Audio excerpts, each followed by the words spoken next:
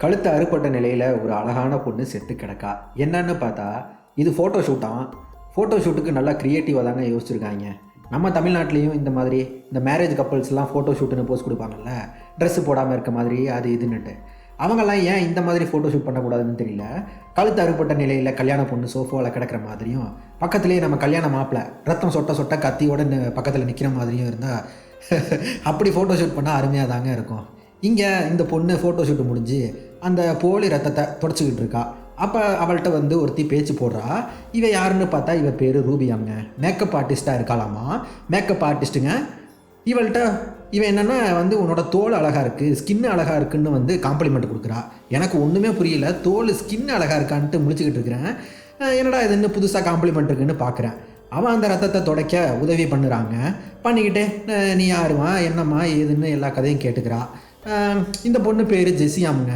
அப்பா இறந்துட்டாங்களாம், அப்பா அம்மாலாம் இறந்துட்டாங்களாம். சரின்ட்டு இந்த பொண்ணு ஊரை விட்டு ஓடி வந்து இந்த ஊரில் மாடல் ஆகணும்னு வந்திருக்கா. பக்கத்தில் ஏதோ ஹோட்டலில் தான் தனியாக ரூம் எடுத்து தங்கியிருக்காளாமா. சரின்ட்டு ரூபி ஜெஸியை பார்ட்டிக்கு வரியா என்னன்னு கேட்குறா. ஜெஸிக்கு இந்த ரூபியை இப்போ தானே தெரியும். அது என்ன பார்ட்டி எங்கே என்ன ஏதுன்னு மாதிரியான பார்ட்டி அப்படி இப்படிலாம் பயந்தபடியே காசியஸாக கேட்குறா. இந்த ஜெஸி ரூபியோட பார்ட்டிக்கு போகிறாங்க. பார்ட்டியில் கூட்டத்தில் காணா போயிடுவோம்னுட்டு இந்த த்ரில்லில் காணா போகிற குழந்தை மாதிரி இந்த ஜெஸி பொண்ணே என்ன பண்ணுறான்னா அவளோட கைகளை ரூபிகிட்ட பிடிச்சிக்க சொல்லி எப்படியே இவளே தன்னோட கைகளை அவள்கிட்ட பிடிச்சிக்க சொல்லி கூப்பிட்டு போகிறாங்க. ஜெஸிக்கு மனசில் அவ்வளோ பயம் இருக்குது. பார்ட்டியில் அங்கே 2 பொண்ணுங்க, அவங்களும் மாடலாக தாங்க இருக்காங்க. சீனியர் மாடல் ரூபி அந்த 2 மாடலுக்கும் ஜெஸியை அறிமுகப்படுத்தி வைக்கிறா. மாடல்னு சொன்னாங்க. இவளுக என்னன்னா எப்போ பார்த்தாலும் மேக்கப்பு போட்டுக்கிட்டே அந்த கண்ணாடி முன்னாடி நின்றுட்டே இருக்காளுங்க. தன்னோட உடம்பு தான் அவங்க, அதாவது அவங்க உடம்பு அவங்க முகம் அதுதான் அவங்கன்னு எக்ஸ்ட்ரீம் அட்டாச்மெண்ட்டில் இருக்காளுங்க. அந்த வெளித்தோற்றத்துலேருந்து தான் இவங்களுக்கான அந்த செல்ஃப் ஒர்த்தை பார்த்துப்பாங்க போல.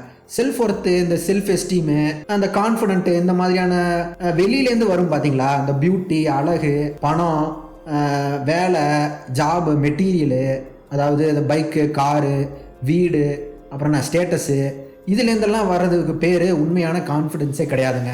எல்லாம் எக்ஸ்டர்னலாக இருக்குது பார்த்தீங்களா. இப்போ நான் சொன்னது எல்லாமே இதுக்கு பேர்லேருந்து இதெல்லாம் வந்து இதுலேருந்து கான்ஃபிடென்ஸ் எடுத்தாங்கன்னா அதுக்கு பேர் வந்து என்டைட்டில்மெண்ட்டுன்னு சொல்கிறாங்க. என்டைட்டில்மெண்ட்டுங்க. உண்மையான கான்ஃபிடென்ஸ் என்னென்னா உள்ளுக்குள்ளேருந்து வருங்க. அது சில வேல்யூ சிஸ்டம், அதாவது இந்த நேர்மை, பணிவு, எம்பத்தி, இந்த நான் வைலன்ஸு, அப்புறம் உண்மையாக இருக்குது, அப்புறம் ஈக்குவாலிட்டி, ஹியூமிலிட்டி, ஹானஸ்டி, ஹம்பிள், இந்த மாதிரி வேல்யூ சிஸ்டம்லேருந்து தாங்க உண்மையான கான்ஃபிடன்ஸ்.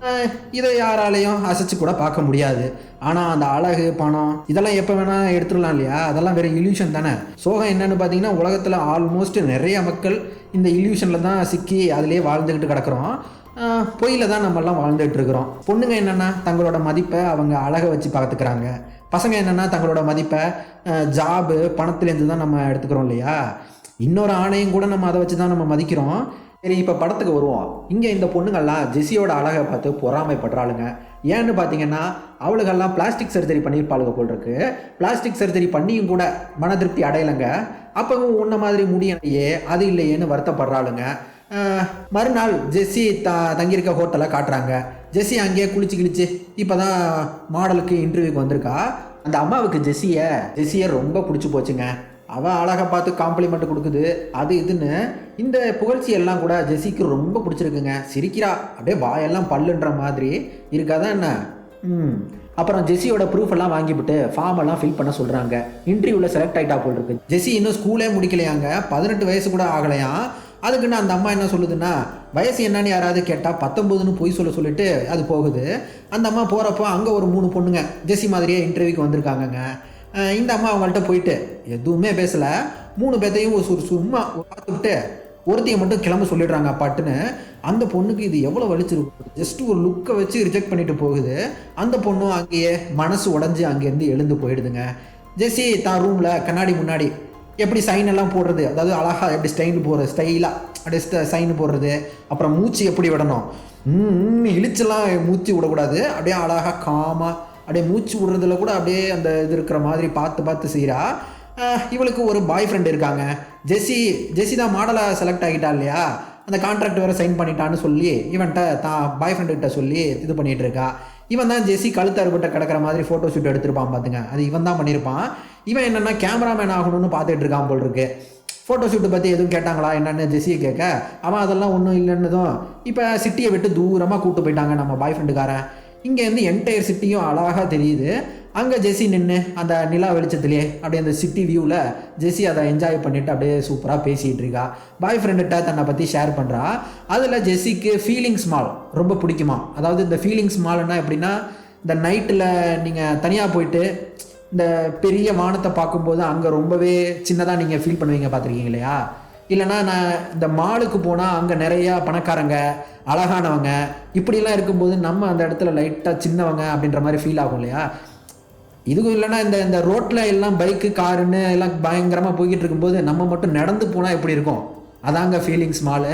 ஜெஸ்ஸி நிலாவை ரொம்ப பார்த்துக்கிட்டே இருக்காளாமா.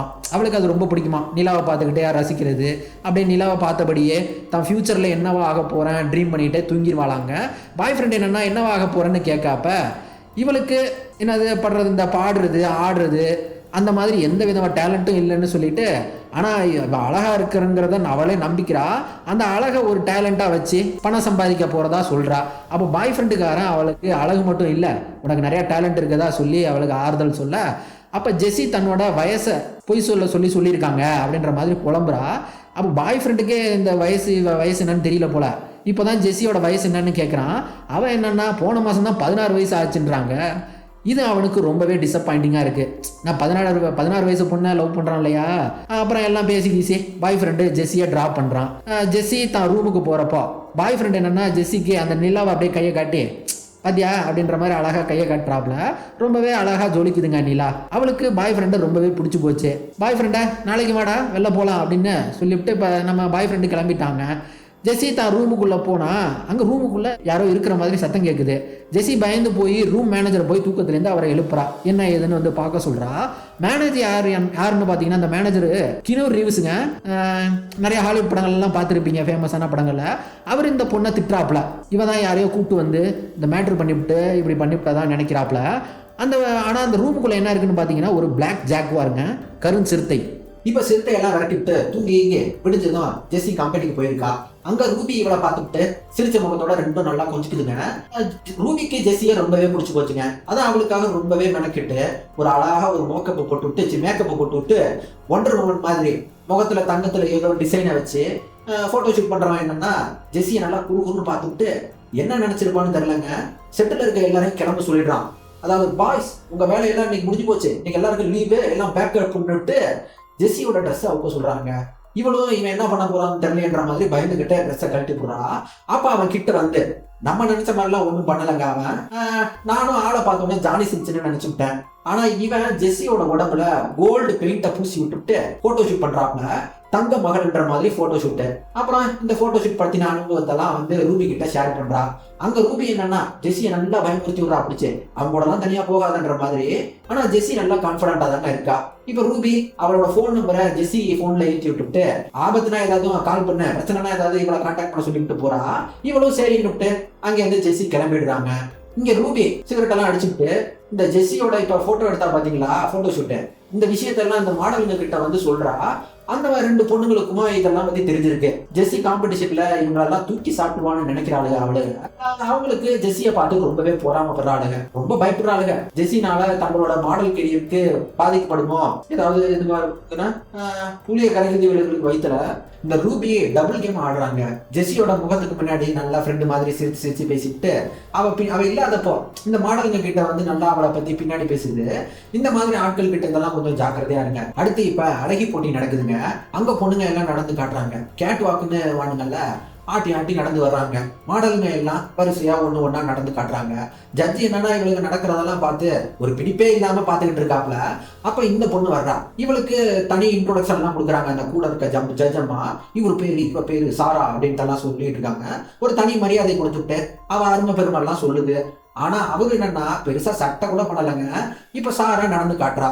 ஆனா ஜட்ஜி என்னன்னா சாரா நடக்கிறத கூட பார்க்காம ஒரு கர்ச்சீப்பை வச்சுக்கிட்டு விளையாடிக்கிட்டு இருக்காப்புல. சாராவுக்கு மூஞ்செல்லாம் செத்து போச்சுங்க. யோசிச்சு பாருங்க நான் சொல்றது எப்படி இருக்கும்னு. நம்ம பெரிய அழகி அது இதுன்னு மனசுக்குள்ள நினைச்சுக்கிட்டு இருக்கப்போ ஒருத்தன் என்னன்னா திரும்பி கூட பார்க்கலங்க. அதை சாராக்கு வானம் எல்லாம் மேகம், என் மனசு ஃபுல்லா சோகம்ன்ற மாதிரி ஆகி போயிருது. சரி, ஜட்ஜி தான் பார்க்கலையே, மறுபடியும் நடந்து காட்டணும் இல்லையா அப்படின்ற மாதிரி நான் நடக்கட்டுமா என்னன்னு கேட்க சாராவை போக சொல்லிவிட்டாங்க. சாரா ஒன்று மூஞ்சி செத்து போயிருதுங்க அங்கேயே. இப்போ ஜெஸ்ஸியை வரா. ஜெஸ்ஸியை பார்த்தோன்னே ஜட்ஜி விழுந்துட்டாப்ல. வாயில எச்சி எல்லாம் முழுங்குறாப்ல. அங்க ஜெஸ்ஸியை பார்த்து விசாரிக்கிறாப்ல. ஜெஸ்ஸி இப்பதான் புதுசா வந்திருக்கா, அவளுக்கு ஐடி கார்டு கூட இன்னும் வரல, இந்த மாதிரி ட்ராக் எக்ஸ்பீரியன்ஸ் எல்லாம் ஒண்ணுமே கிடையாது அப்படின்ற மாதிரி சொல்லிவிட்டு சரின்னுட்டு ஜட்ஜி நடக்க சொல்றாங்க. அப்போ ஜெஸ்ஸி என்னன்னா நல்லா கான்பிடண்டா ஒரு நடங்க, அழகா நடக்கிறா. ஏன்னா இவதான் அழகுன்ற மாதிரி மனசுக்குள்ள நம்புறா இல்லையா, அது அவன் நடையிலே தெரியுது. ஜட்ஜோட முகத்துல சிரிப்பு. ஜெஸ்ஸிக்கும் இவ செலக்ட் ஆகிட்டான்றது அவ சிரிப்பை வச்சே கண்டுபிடிச்சுட்டா. இவளும் மனசு எல்லாம் குளிர்ந்து போச்சு, ஒரே சந்தோஷம் ஜெஸ்ஸிக்கும். ஆனா இந்த பார்த்துட்டு இருந்த சாராக்கு அழுகையே வந்துட்டுங்க, அங்கேயே அழுகுறா. அப்புறம் காம்படிஷன் எல்லாம் முடிஞ்சுட்டு சாரா என்னன்னா அந்த லேடிஸ் பாத்ரூம்ல நின்றுட்டு தான் முகத்தை உடைக்கிறா. அதாவது கண்ணாடியில இவளோட முகத்தை உடைக்கிறா. இந்த சத்தத்தை கேட்டுட்டு ஜெஸ்ஸி அங்க வந்துட்டு இவளை பாத்தீங்களா இல்லையா, இந்த ஜெஸ்ஸிய பார்க்க நல்லா அப்பாவி மாதிரி இருக்கால, ஆனா போட்டியில தோத்து போய் விரக்தியில இருக்க சாராவை போயிட்டு வேணும்னே மம்பிழுக்கிறாங்க. நீ நல்லா தான் பண்ண, நானும் நினைச்சேன் அப்படின்னு சொல்லிட்டு இருக்கா. இவளுக்கு செம்ம காண்டு. இருந்தாலும் போட்டியில ஜெயிச்ச அந்த அனுபவம் எப்படி இருந்துச்சு அதெல்லாம் கேட்கிறா. அப்போ ஜெஸ்ஸி தவறுதெல்லாம் அந்த உடஞ்சு போன கண்ணாடிய பீஸா தான் கையில வச்சு கிழிச்சுக்கிட்டுறா. கையில ஒரே ரத்தம், எங்க கையை காட்டுன்னுட்டு அவளோட ரத்தத்தை பிடிச்சி நக்குறாங்க இந்த சாரா பொண்ணு. ஜெஸ்ஸி அவளுக்கு இருந்து பயந்து போய் அங்கிருந்து ஓடி போடுறா. சாரா என்னன்னா ஜாம்பி மாதிரி வெறி பிடிச்ச நாய் மாதிரி கிடக்குறாங்க. அங்க அடுத்த சீன்ல ரூபியை காட்டுறாங்க. அவ பிளாஸ்டிக் சர்ஜரி பண்ணக்கூடிய வேலை பாக்குறா. இப்ப கூட ஒரு வயசான கிழவிக்கு பிளாஸ்டிக் சர்ஜரி பண்றாங்க. இவ பிளாஸ்டிக் சர்ஜரி பண்ண இந்த வேலையெல்லாம் ஜெஸ்ஸி கிட்ட சொல்லாம மறைச்சிருக்கா. அப்புறம் இங்கிட்டு ஜெஸ்ஸி ரூமுக்கு வந்துட்டாங்க. அடிப்பட்ட காயம் ரொம்பவே முடியல போல் இருக்கு. அப்போ சரியான நேரத்துக்கு ரூமுக்கு பாய் ஃப்ரெண்டுக்காரன் வந்துட்டான். ஜெஸ்ஸி என்னன்னா பாய் ஃப்ரெண்டுகிட்ட ஹோட்டல் ஓனரை பத்தி கம்ப்ளைண்ட் பண்ணியிருக்கா போல் இருக்கு. அதுக்குன்னு பாய் ஃப்ரெண்டு போயிட்டு ஹோட்டல் ஓனர்கிட்ட என்ன ஏதுன்னு பேசுறான். ரூமுக்குள்ள கருஞ்சித்தை வந்திருக்கும் பாத்தீங்களா, அதுக்குன்னு ஜெஸ்ஸி கதவை சாத்திட்டு போயிருந்தா அந்த கருஞ்சித்தை வந்திருக்காதுல்ல, அதுக்குன்னு எக்ஸ்ட்ரா காசு வேணும்ன்றாப்ல. இவனும் சரின்ட்டு அந்த மொத்த காசையும் பாய் ஃப்ரெண்டே கொடுக்குறாங்க. ஹோட்டல் ஓனரே இந்த பயல்கிட்ட கொஞ்சம் ரஃப் அண்ட் டஃபா தான் பேசுறாப்ல. அவருக்கும் இந்த காதலுக்கு இதுன்னு சொல்லிவிட்டு இந்த ஹோட்டலுக்கு வர்றவனுங்க போறவனுங்கன்றதையும் பார்த்துக்கிட்டு தானே இருந்திருப்பாரு. அதனாலயும் என்னமோ பாய் ஃப்ரெண்டுகிட்ட எரிஞ்சு விழுறாப்ல. இப்போ பாய் ஃப்ரெண்டு ஜெஸ்ஸிக்கு வந்து அடிப்பட்ட காயத்துக்கு மருந்து போட்டு விட்டுவிட்டு அவளுக்கு ஆறுதலா இருக்காங்க. அடுத்து இப்ப மாடலிங் விஷயமா ஜெஸ்ஸி கம்பெனிக்கு வந்திருக்கா. அங்க அந்த மாடலிங் பொண்ணு இருக்கும் பாத்தீங்களா, அந்த பொண்ணோட ஜெஸ்ஸில இவ சேர்ல தெரியாம உட்காந்துருக்கா. அதுக்குன்னு அந்த பொண்ணு சின்ன பிள்ளை மாதிரி ஜெஸ்ஸியை எந்திரிக்க சொல்லிவிட்டு இவ போய் அந்த சேர்ல உட்காந்துக்கிறா. அப்புறம் அங்கேயே அவளை பத்தி சொல்றா. அதாவது அவ உடம்பெல்லாம் பிளாஸ்டிக் சர்ஜரி பண்ணியிருக்கதா பத்தி சொல்றா. அப்போ ஜென்ரலைஸ்டா, அதாவது பொதுவா ஒரு கமெண்ட் அடிக்கிறாங்க. அதாவது எல்லாருக்குமே அவங்களோட உடம்புல ஏதோ ஒண்ணு பிடிக்காம இருக்கும், ஏதோ ஒரு பாகம் பிடிக்காது, மூஞ்சில ஏதோ ஒரு குறை, உடம்புல ஏதோ ஒரு குறை, அப்படிதான் பார்ப்பாங்க அப்படின்ற மாதிரி சொல்ல. அப்போ ஜெஸ்ஸி அவளுக்கு ஒரு நோஸ் கட் பண்ணி விட்டுடுறாங்க. தனக்கு தான் உடம்புல எல்லாத்தையுமே பிடிக்கும் அப்படின்னு மாடலுக்கு ஜெஸ்ஸி மேல உச்சக்கட்டா போறாம ஜெலஸ் என்வி. ஆனா வெளியில ஃபேஸ்ல எக்ஸ்பிரஸ் பண்ணாம சும்மா நடிக்கிறா இணைச்சுக்கிட்டு. இப்போ ஜட்ஜி என்னன்னா நம்ம ஜெஸ்ஸியை தான் மெயின் ரோல்ல போட்டு, அதாவது ரொம்பவே மெயினான ரோல்ல போட்டு போட்டோ ஷூட் பண்ண. இது அந்த மாடலிங் பொண்ணுக்கு, அவளுக்கும் மூஞ்செல்லாம் செத்து போச்சு. அங்கேயே ஜெஸ்ஸியை பார்த்து ஒரு மாதிரி பாக்குறா. அங்க கட் பண்ணா இப்போ ஜட்ஜு அவரு மாடலுங்க, அங்க ஒரு மாடலுங்க கூட உட்காந்து பேசிக்கிட்டு இருக்காப்ல. அப்ப கூடவே ஜெஸ்ஸி மற்றும் அவ பாய் ஃப்ரெண்டை கூட்டிட்டு அங்க வர எல்லாம் பேசி அறிமுகம் ஆக்கிறாங்க. அங்க ஒரு கட்டத்துல இந்த ஜட்ஜுக்கு என்ன பண்றாப்லன்னா மாடல் பொண்ண இந்த பாய் ஃப்ரெண்ட் இருக்கான் பாத்தீங்களா, அவன்கிட்ட காட்டி இந்த மாடல் அவன்கிட்ட காட்டி இவன் எப்படி இருக்கான்னு சொல்றாப்ல. மாடலு நல்லா போஸ் கொடுத்துட்டு நிக்கிது அதுக்கு. ஆனா இவன் ஃபைனன்னு சொல்லி போறாங்க. அதே சமயம் ஜெஸ்ஸிய பாருங்க, அவன் நேச்சுரல் பியூட்டி, அவன் சாண்ட்ல ஒரு டைமண்ட் மாதிரி அது இதுன்னு புகழ்றாப்ல ஜெஸ்ஸிய. அதாவது மாடல் பொண்ணு பிளாஸ்டிக் சர்ஜரி பண்ணியிருக்கோம் இல்லையா, அது உண்மையான பியூட்டி இல்லையா, ஜெஸ்ஸி தான் நேச்சுரலாவே உண்மையான பியூட்டியாமா. ரெண்டு பேரையும் கம்பேரிசன் பண்ணி ஒரு சில உண்மையை சொல்லிட்டுறாங்க அவரு. இங்க இவர் பேச இந்த ஜெஸ்ஸி பொண்ணுக்கு உள்ளுக்குள்ள அப்படியே அகங்காரம், அப்படியே ஒரு மாதிரி அப்படியே போஸ் கொடுக்குறா. நமக்கு அவ மூஞ்சிலே தெரியுது, அவ லுக்கு போஸ்லயே அந்த அகங்காரம் எல்லாம் தெரியுது. படத்தோட ஸ்டார்டிங்ல நான் சொல்லியிருப்பேன் இல்லையா என்டைட்டில்மெண்ட்னு, அது இதுதாங்க.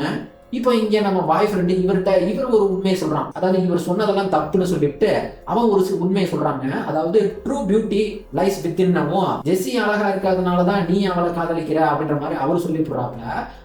இது பாய் ஃப்ரெண்டுக்கு ரொம்பவே கோவமாயிட்டுங்க. ஜெசிட்ட இங்கேருந்து கிளம்பிடலாம், வைபே சரியில்லை, இங்கேருந்து வெளில போலான்னு கூப்பிடான். அதுக்கு அவன் என்னன்னா அகங்கார மிதப்புல போனா நீ எந்திரிச்சு போ அப்படின்ட்டு ரொம்பவே சொல்லிவிடுறா. இது நம்ம ஆளுக்கு ரொம்பவே டிசப்பாயிண்டிங் ஆயிடுங்க. இவன் அங்கேருந்து கிளம்பிவிட்டான். அடுத்து இப்போ பாய் ஃப்ரெண்ட் என்னன்னா கிளம்பிட்டு போகணும்ல, இவன் ரூமுக்கு வெளியில வெயிட் பண்ணிட்டு இருக்காங்க இவளுக்காக. இவள்கிட்ட வந்து பேசுறான். அதுல வாட் ஆர் யூ, யாருடி நீ அவங்கள மாதிரி ஆக போறியான்னு கேட்க, அதுக்கு இவன் என்னன்னா அவங்கள மாதிரி நான் ஆக போறது இல்ல, அவங்க தான் என்ன மாதிரி ஆக போறதா நினைக்கிறா. அதாவது அவங்க எல்லாம் பிளாஸ்டிக் இல்ல, இவ ஏதோ ரியல் பியூட்டி. ஆமா பாத்தீங்களா அலங்காரத்தை. இப்போ இவ பேசின பேச்சுக்கு நைட்டு கனவு வருதுங்க. அதுல ஹோட்டல் ஓனரு இவ வாயில கட்டிங்க நைஃப் இவ வாயில. இப்ப விடிஞ்சதும் ஜெசி இங்க இருந்து உண்மையிலேயே ஏதோ ஆகிருமோன்னு பயப்படுறா. அதே பயத்துல அந்த ரூபிக்கு போன் பண்ணி இவளை யாரோ கொல்ல பாக்குறதா தன்னை ஒரு விக்டிமா ரூபிட்ட காட்டிக்கிறா. அவளும் ஜெஸ்ஸிய தன்னோட வீட்டுக்கே கூட்டு போயிடுறாங்க. இவளுக்கு போட்டுக்க ட்ரெஸ் எல்லாம் கொடுத்துட்டு அப்படியே இவகிட்ட கொஞ்சம் அப்படி இப்படி இருக்கலாம்னு பார்க்க ஒரு கட்டத்துல ரொம்பவே ஃபோர்ஸ் பண்ணி விடுறா ரூபி இவளை ஜெஸ்ஸியை பிடிச்சி. அப்போ அவளை பிடிச்சி தள்ளி விட்டுறா. ரூபி நல்லா பாடியா இருப்பாள்ல ஜெஸ்ஸி, அதனால ரூபியை பிடிச்சி தள்ளி விட்டுடுறா. இது அந்த பொண்ணுக்கு செக்க கோவம், ஃபீலிங் ரிஜெக்டடுங்க. இதே கோவத்துல போயிட்டு அந்த ரூபி பொண்ணு என்ன பண்ணுதுன்னா பிளாஸ்டிக் சர்ஜரி பண்றாங்களா இவ, அந்த வேலையில தானே இருக்கா. அங்க போயிட்டு ஒரு பேஷண்ட் மயக்கத்துல ஊசி போட்டிருப்பாங்க. அப்போ சுயநினைவே இல்லாத அந்த பொண்ணு கூட போயிட்டு செக்ஸ் வச்சுக்கிறாங்க. இங்கிட்டு அதே சமயம் அவ வீட்டுல இந்த ஜெஸ்ஸி அவ என்னன்னா அவ உடம்ப அவளே தொட்டுக்கிட்டு, இதை நான் எப்படி சொல்றதுன்னே தெரியலங்க, அவளே ஆர்வசம் அடைஞ்சுக்கிறா. கண்களுக்கு மினுமினுக்கிற ஏதோ மேக்கப் எல்லாம் போட்டுக்கிட்டு அப்புறம் அந்த ஜெஸ்ஸி ஒரு ரூம்ல வந்து ட்ரெஸ் ஒன்று வச்சிருப்பான், அழகா இருக்கு அதை பார்க்க ப்ளூ கலர்ல. அதை இவ எடுத்து போட்டுக்கிறா கண்ணாடியில. இவளோட அந்த அழகை ரசிச்சுக்கிட்டு இப்போ தனியா யாருமே இல்லாத ஒரு ஸ்விம்மிங் பூல்ல அதாவது டைவ் அடிக்கிற மாதிரி நின்றுட்டு இருக்கா. கூடவே நாங்க ரூபியும் வந்துடுறாங்க. ஜெஸ்ஸி என்னன்னா இப்ப சொல்றா அங்க தான் அம்மா இவளை வந்து டேஞ்சரஸ் கேர்ள் தான் கூப்பிடுவாங்களாம். இவளை மாதிரி அழகா ஆகிறதுக்கு பொண்ணுங்கள்லாம் கொலை கூட பண்ணுவாங்களாம். அழகா இல்லாத பொண்ணுங்கள்லாம் செத்து போயிட்டு அடுத்த பிறவிலையாச்சும் எப்படியே செத்து போய் அடுத்த பிறவிலையாச்சும் இவளை மாதிரி அழகா இல்லைன்னாலும் ஏதோ இந்த செகண்ட் வெர்ஷன் ஆச்சும் அந்த மாதிரி ஆச்சும் ஆக முடியாதா அப்படின்ற மாதிரி மொத்த அழகா இல்லாத பொண்ணுங்கள்லாம் இவளை பார்ப்பாங்களாமா. தான் தற்குறித்தனமா பேசணுன்றது கூட தெரியாம இதை சொல்றதெல்லாம் கூட எப்படி சொல்றா பாருங்க, அந்த அகங்காரத்திலேயே நம்ம பேசுறா. அதாவது மாஸ் காட்டியதான் உணர்கிறா அப்படின்ற மாதிரியே தான் நடந்து கூட போறா அங்கிருந்து. அப்போ அந்த அங்க மாடல் மேல வந்துட்டாளுங்க. இவ சொன்னா இல்லையா இவளை மாதிரி அழகாக கொலை கூட பண்ணுவாங்கன்னு, அதுக்குதான் வந்துட்டாளுங்க போல் இருக்கு. வீட்டுக்குள்ளேயே அங்கேயும் இங்கேயும் ஓடி தப்பிச்சிடலாம்னு பாக்குறா ஜெஸ்ஸி. இப்போ ஜெஸ்ஸியை எல்லாம் கட்டம் கட்டிட்டாளுங்க மாடல் பொண்ணுங்க ரூபி எல்லாம் சேர்ந்து. அப்போ ரூபி தான் ஜெஸ்ஸிய அந்த தண்ணி இல்லாத ஸ்விம்மிங் பூல்ல தள்ளி விட்டு கொண்டு போடுறாங்க. ஜெஸ்ஸி அங்கேயே துடிச்சு செத்து போறா. அடுத்த சீன்ல ரூபி என்னன்னா ரூபி முகமெல்லாம் ஒரே ரத்தமா இருக்கு. ஜெஸ்ஸிய வெட்டி பீஸா ஆக்கி அவர் ரத்தத்திலே குளியல் போடுறாளுங்க ரூபி மற்றும் அந்த மாடல் பொண்ணுங்கள்லாம். இங்க அந்த மாடல் பொண்ணுங்க நியூடா ரத்தத்துல குளிக்கிறாளுங்க. படம் பார்த்துட்டு இருக்க நமக்கு நம்ம என்னதான் காஜியா இருந்தாலும் கூட இந்த சீன்ல நமக்கு மூடே ஆகாதுங்க. நம்மளன்னா நீங்களும் வேணா படத்தை பாருங்க. ஃப்ரெண்டுன்னு சொல்லி பழகிட்டு தன்னை விட அழகா இருக்கான்ற பொறாமையில அவளை கொண்டுகிட்டு அவளோட ரத்தத்தையே வெட்டி அவளோட ரத்தத்திலேயே குளியல் போறாளுங்க. இவளுகளை பார்த்து அவனுக்காச்சும் மூடு வருமா என்ன? டோட்டல் சைக்கோ பாத்துங்க. அடுத்த சீன்ல ரூபி ரோஜா பூத்தோட்டத்துல ஜெஸ்ஸியை புதைச்ச இடத்துல அது மேலேயே நல்லா ஒரு தூக்கம் போடுறா, நிம்மதியான தூக்கம். அப்புறம் நைட்டு நேரத்துல தான் வீட்லயே நிலா வெளிச்சத்துல போயிட்டு படுத்து கிடக்கா. அப்போ யூரின் வர இடத்துலங்க ரத்தம் ஆறா வருது. பீரியட்ஸா இருக்கும்னு நினைக்காதீங்க. அதாவது படத்தோட டைரக்டர் என்ன சொல்றாப்லன்னா நான் கெஸ் பண்றேன், இத நம்ம ஜெஸ்ஸியோட ரத்தத்தெல்லாம் குடிச்சிருப்பான்ல இந்த இவ, அதனால அப்போ அது ரத்தம் ஆறா இங்க இதுல இருந்து வந்துகிட்டு இருக்கு அப்படின்ற மாதிரி நான் கெஸ் பண்றேன். அங்கிட்ட அந்த 2 மாடல் பொண்ணுங்களையும் காட்டுறாங்க. ஏதோ போட்டோ ஷூட்டு போயிருக்காளுங்க. அப்ப வேற ஒரு மாடல் பொண்ணுங்க, அந்த பொண்ணு மேக்கப் போடணும்ட்ட பேசிக்கிட்டே இருக்கா. அதாவது அவளோட ஆள் ஒரு பொண்ணாமா, அவளுக்கு இப்போ 21 வயசாச்சுன்னு அந்த மாடல் இண்டஸ்ட்ரியை விட்டு அனுப்பிட்டாங்களாம். இல்ல அதுக்குன்னு இப்ப அவளோட ஆள் இருக்கா பாருங்க, அவ போயிட்டு இந்த மார்க்கெட்ல குழந்தையோட கொழுப்பை வாங்கினான்ற மாதிரி சொல்லிட்டு இருக்கா. அதாவது குழந்தையோட கொழுப்பை வாங்கி அதை தின்னு அழகாயிடலான்னு பார்த்துருக்காளாமா. இவ அந்த கதையை கேட்டுவிட்டு நல்லா சிரிக்கிறா. அவ இவள்கிட்ட பேசுறா. இப்ப இவள்கிட்ட டைரக்டா பேசுறா. ஏதாச்சும் ஒரு பொண்ணுனால உனக்கு வேலை போயிருக்கா அப்படின்னமோ இவ ஆமான்றா. சரி அவங்கள நீ என்ன பண்ணீங்கன்னு கேட்க இவ அவள்கிட்ட தின்னுட்டதான் சொல்றா. ஆமா உண்மைதான் இல்லையா, இவளை வந்து நம்ம ஜெஸ்ஸியை தின்னுட்டா இல்லையா, அதைத்தான் சொல்றா. கதையை கேட்டுட்டு இருந்தா அந்த பொண்ணு சிரிக்குது. சாரா சும்மா அவளுக்கு துணையா தான் வந்திருக்கிறா. இவ போட்டோ ஷூட் போல, இவனா போட்டோ ஷூட் போல சும்மா உட்காந்து வேடிக்கை தான் பாக்குறா. இப்போ இங்க போட்டோ ஷூட் நடக்குதுங்க. 2 பொண்ணுங்களும் வேஷம் எல்லாம் போட்டுக்கிட்டு நிக்குதுங்க. கேமராமேன் என்னன்னா பொண்ணுங்க 2 பேர்த்தையும் நல்லா பார்த்துட்டு இருக்க. அப்போ இவளை பார்த்து இவ ஒரு மாதிரி அழகா ஒரு மாதிரி சுலோகமா வச்சுக்கிட்டு இருக்க.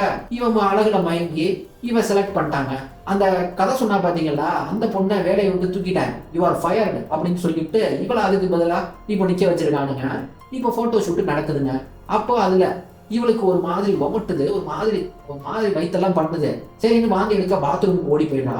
வாந்தி எடுக்கலங்க, ஒரு மாதிரி உட்காந்து வழியிலே துட்டிக்கிற ஒரு மாதிரி. ஃப்ரெண்டுக்காரி என்ன ஏதுன்னு பார்க்க வர்றா. அப்பதாங்க வாந்தி எடுக்கிறா. கண்ணு அப்படியே ஒரு கண்ணு அப்படியே ரத்தத்தோட விழுகுது. ஜெஸ்ஸியோட கண்ணு தாங்க. ஏன்னா அவ கண்ணுதான் நல்லா நீல நிறத்துல இருக்கும் பாத்தீங்களா. கண்ணை வாந்தி எடுத்துட்டு அவளே ஏதோ அவன் என் உடம்புல இருந்து இருக்கா, அவன் என் உடம்புல இருந்து வெளியில எடுக்கணும் அப்படின்னு சொல்லிவிட்டு என்ன பண்றான்னா, பாவங்க சும்மா இப்போ ஒரு கத்திரிக்கோலை எடுத்து தான் வயிற்றையே கிழிச்சுக்கிட்டு, அதாவது தன்னைத்தானே கொண்டுக்கிறாங்க. இதெல்லாம் இந்த சாரா கொண்டு நின்று அங்கேயே பார்த்துட்டு இருக்கா. கொஞ்சம் கூட அவளை தடுக்கவே இல்லை. அவன் வாந்தி எடுத்துருப்பா பாருங்க ஜெஸ்ஸியோட கண்ணு. இப்ப என்ன பண்றான்னா அந்த கண்ணை எடுத்து முழுங்கிக்கிறாங்க இவளே. அப்போ அவ கண்கள்ல இருந்து கண்ணீர் வருது. அங்க நம்ம பட முடியுதுங்க. ஜெஸ்ஸிக்கு தான் அம்மா அப்பா இல்ல இருந்த ஒரு பாய் ஃப்ரெண்டையும் இந்த ஜெஸ்ஸி பொண்ணு ஓவரா பேசி கிளட்டி விட்டுட்டா. ஸோ ஜெஸ்ஸியை காணும்னு யாரும் போயிட்டு போலீஸ்ல எல்லாம் கம்ப்ளைண்ட் எல்லாம் கொடுக்க போறதே கிடையாது. அதனாலதான் வாந்தி எடுத்த அந்த கண்ணை எங்க போலீஸ் பிடிச்சிருமோ அப்படின்ட்டு இவளே அதை எடுத்து புரிஞ்சு போடுறா.